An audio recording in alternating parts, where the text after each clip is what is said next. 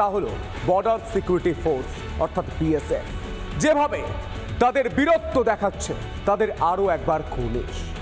অশান্ত মালদার সুখদেবপুর ভারত বাংলাদেশ সীমান্তে কাঁটাতার দেওয়া নিয়ে বিবাদ, বাংলাদেশের অনুপ্রবেশকারী ও বিএসএফ এর মধ্যে বিবাদে উস্কানি দিয়ে যুদ্ধক্ষেত্র তৈরির ছক কষছে মোহাম্মদ ইউনূস।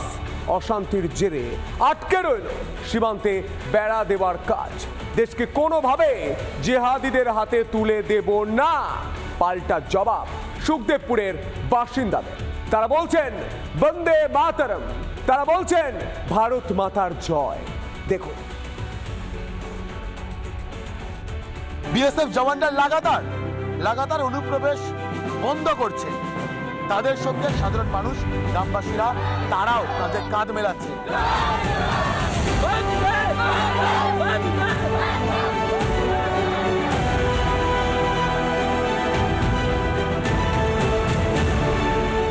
মালদার সুখদেবপুর সীমান্ত ভারত বাংলাদেশ সীমান্তে যেন দুর্গ গড়ে তুলেছে বিজেপি। চলছে উস্কানি দেওয়ার চেষ্টা, যাতে যুদ্ধ বেঁধে যায় দু দেশের মধ্যে। অনুপ্রবেশ ঘটিয়ে জঙ্গি নাশকতার ঘটনা ঘটাতে চাইছে ইউনূসের সরকার। সীমান্তে বেড়া দেয়া দিয়ে শুরু, তা থেকে অন্যদিকে মোড় নিয়েছিল ঘটনা। সেই ঘটনার রেশ থেকে গেল বুধবারও। বেড়া দিতে গেলেই বাধা সৃষ্টি করেছে বাংলাদেশের কট্টরপন্থীরা। ছক সেই একটাই, যেন তেন প্রকারেরও অশান্তি বাধাতেই হবে। ভারত তার নিজের সীমান্তে কাঁটাতার দেবে নিজের দেশকে সুরক্ষিত রাখার জন্য, আর সেটাই বোধহয় সহ্য হচ্ছে না মোহাম্মদ ইউনূসদের।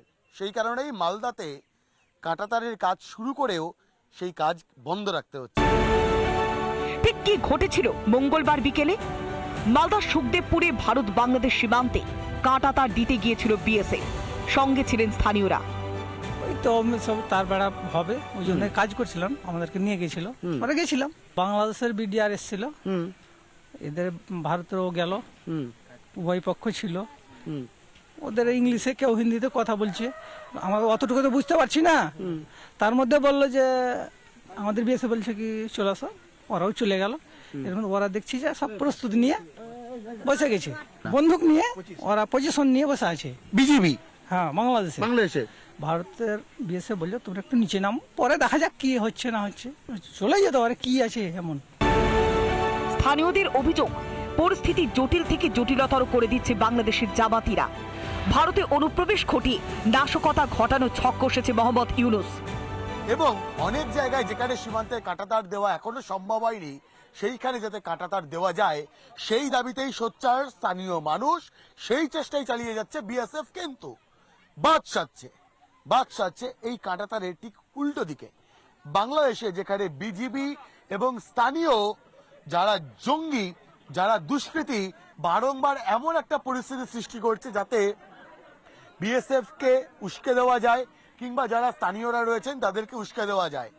যদি টাইম দিয়ে 4 দিনের মধ্যে বাংলাদেশ দখল করব, তো আমরা বাংলাদেশ 4 দিনের মধ্যে দখল করেও দেখিয়ে দেবো। জমি ছাড়বো না আমরা, দরকার হলে বিএসএফ পিছনে থাকবে, আমরা গ্রামবাসী সামনে থাকবো। পরিস্থিতি যখন এই পর্যায়ে গিয়ে পৌঁছেছে, ঠিক তখনই সাফাই দিল বাংলাদেশের বিডিআর।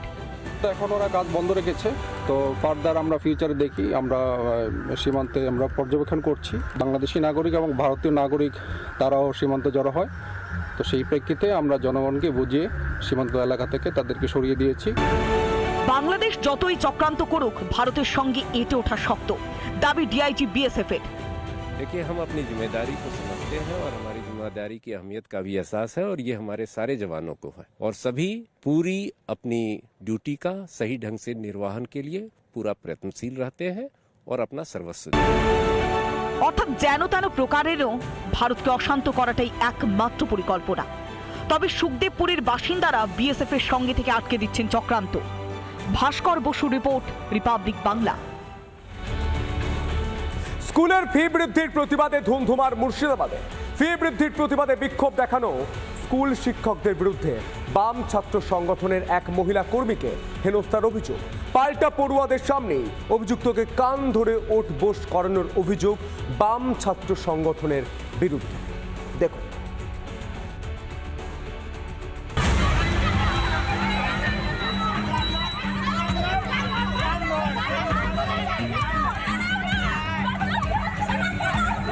তারপরে ওরা প্রথম থেকেই মানে টিচাররা খুবই উত্তেজিত আচরণ করেন এবং তারপরে শেষের দিকে ওনারা মানে ফিজিক্যালি মানে গায়ে হাত দেন আর কি, এবং মারধর করেন সকলকে। তবে ঘটনার কথা সম্পূর্ণ অস্বীকার করেন স্কুলের ভারপ্রাপ্ত প্রধান শিক্ষক। উল্টে স্কুল চত্বরে হুজ্জুতির অভিযোগ এনেছেন তিনি। এসে শুনলাম যে ওনারা নাকি আমাদের স্টাফ রুমের অফিস রুমের 3টে শাটার বন্ধ করে বলছে যে তালা লাগিয়ে দে, তারপরে দেখছি কি হবে। বুধবার সেই ঘটনার প্রতিবাদে গোড়াবাজারের বেসরকারি স্কুলে চড়াও হন বাম ছাত্র সংগঠনের নেতাকর্মীরা। অভিযুক্ত শিক্ষককে স্কুলে ঢোকার পথেই আটকান তারা। স্কুলের ছাত্রদের সামনেই তাকে কান ধরানোর অভিযোগ এসএফআইয়ের বিরুদ্ধে। পল্লবী সরকার সম্ভবত নাম, আমরা সোশ্যাল মিডিয়া থেকে পেয়েছি। ও আমাকে ব্যক্তিগতভাবে একদম আঙুল উঁচিয়ে মারতে আসার মতো একটা করে ও চাবিতে হাত দেয়, চাবিটা ওই তুলে নেওয়ার চেষ্টা করে। সোমবার ফি বৃদ্ধি নিয়ে উত্তেজনা ছড়িয়েছিল জলঙ্গিতে। পুলিশের গাড়ি লক্ষ্য করে চলে ইট বৃষ্টি। মুর্শিদাবাদ থেকে ইন্দ্রশীষ বাগচুর রিপোর্ট, রিপাবলিক বাংলা। মালদায় তৃণমূল নেতা খুন হয়েছে জানেন, এবং সেই খুনে কারা গ্রেপ্তার হচ্ছে জানেন নাকি? তৃণমূল নেতাই গ্রেপ্তার হচ্ছে। অর্থাৎ বাংলায় মারছে তৃণমূল আর মরছেও তৃণমূল। এই খুনে ধৃত আরো 2 জন। এ নিয়ে ধৃতের সংখ্যা অর্থাৎ গ্রেপ্তার করা হয়েছে এই সংখ্যা দাঁড়ালো 7 জন।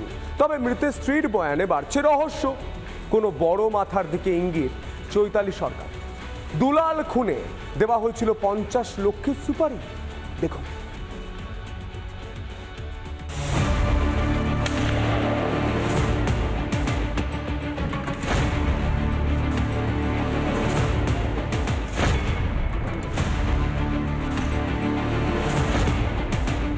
মালদাহে তৃণমূল নেতা খুনের স্ত্রীর আশঙ্কায় সত্যি হলো। অতি সম্প্রতি স্বামী দুলাল সরকার খুনে গভীর ষড়যন্ত্রের দিকে ইঙ্গিত করেছিলেন দুলাল পত্নী চৈতালি। ভাবে তার উপরে গুলি চালানো হয়েছে সেটা শুধুমাত্র একটা সাধারণ ঘটনা হতে পারে না, এটা অনেক দিনের অনেক জনের মাথা থেকে প্রসূত। তৃণমূল কাউন্সিলর বাবলা সরকারের খুনের ঘটনায় আরও 2 জনকে গ্রেপ্তার করল মালদা জেলা পুলিশ। সব থেকে যেটা বড় খবর, ইংরেজবাজার টাউন তৃণমূল কংগ্রেস সভাপতি নরেন্দ্রনাথ তেওয়ারিকেও গ্রেপ্তার করা হয়। এরপরই মুখ খোলেন ধৃত নরেন্দ্রনাথ তিওয়ারি।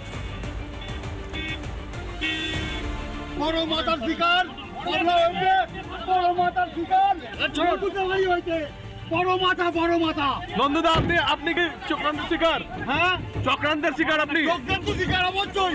বড় মাথার শিকার, বড় মাথার শিকার। হ্যাঁ, বড় মাথার শিকার বাংলা হয়েছে। তবে নরেন্দ্রনাথ গ্রেপ্তার হতে ফের বিস্ফোরক দুলাল সরকারের স্ত্রী। আমার মনে হয় পুলিশ সঠিক মানুষদের বের করবে। প্রকৃত দোষীদের কথা বলে ঠিক কোন দিকে ইঙ্গিত করতে চাইলেন দুলাল পত্নী? তবে কি শুধু নরেন্দ্রনাথ নন, নেপথ্যে রয়েছে আরো বড় মাথা। বাইরের শুটার দিয়ে, সুপারি কিলার দিয়ে এইভাবে যে হত্যা করা হলো তৃণমূল কাউন্সিলর বাবলা সরকারকে, সেটা কিন্তু এখনো অবধি ধোঁয়াশার মধ্যেই রয়েছে। তবে নরেন্দ্রনাথ গ্রেপ্তার হতে চাঞ্চল্যকর অভিযোগ এনেছে ইংরেজবাজার পুরসভার পুরপ্রধান কৃষ্ণেন্দু চৌধুরী।